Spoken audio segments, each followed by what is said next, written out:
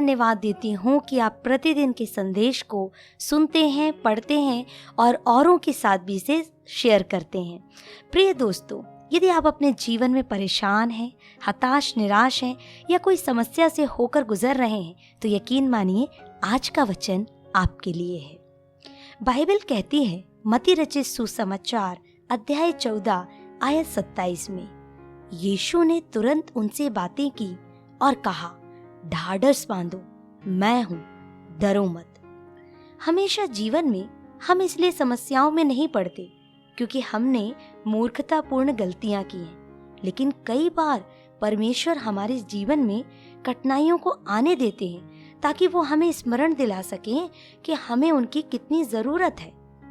एक दिन की बात है, यीशु मसीह ने अपने चेलों को नाव से झील के पार जाने को कहा ताकि वह स्वयं अकेले जाकर एकांत में पहाड़ी में प्रार्थना कर सके। देर रात हो गई, लेकिन झील के बीच उठे भयंकर तूफान ने चेलों को झील के पार जाने न दिया। हालांकि उनमें से अधिकांश चेले पेशेवर मछुआरे थे जिन्होंने न जाने कितने तूफानों को अपने जीवन में देखा था, लेकिन आज रात का तूफान शायद कुछ ज्यादा ही भयानक था।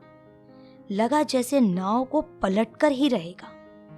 आज चेले सचमुच बड़े संकट में थे। उन्हें लगा अब डूबे कि तब डूबे। वो अंधकार भरे विशाल झील के बीच तेज लहरों की डरावनी आवाजें और जोरदार हवाओं के थपेड़ों के बीच उन्होंने धुंधला सा देखा कि कोई उनके पास पानी में चलकर आ रहा है। उन्हें तुरंत एक और डर समाने लगा। पहले से ही डरे हुए थे, अब एक और डर। लगा जैसे आंधी तूफान का डर क्या कम था जो एक भूत भी हमारे सामने आदम का है। लेकिन वो भूत नहीं था, परंतु प्रभु यीशु मसीह था, जिसने उस अंधेरी रात में भी उस तूफान के पार बहुत दूर से अपने चेलों को संकट में देख लिया था।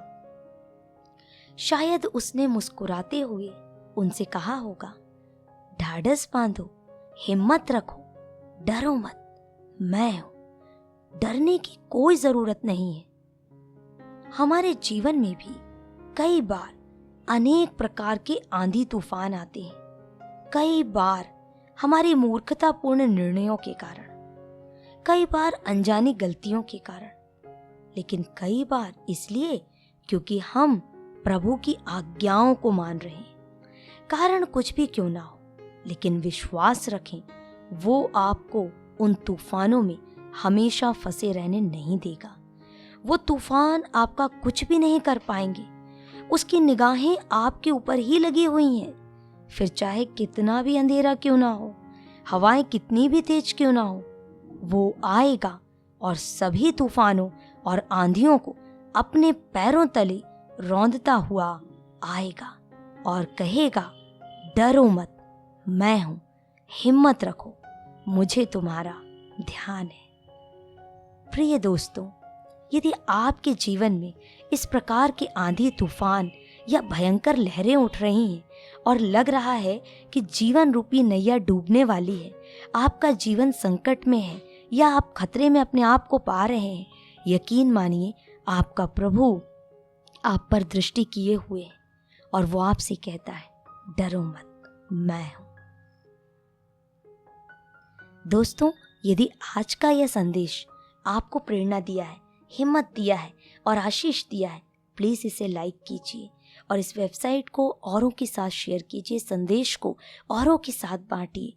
प्रभु का वचन बांटना सचमुच आशीष का कारण है। सुनते रहिए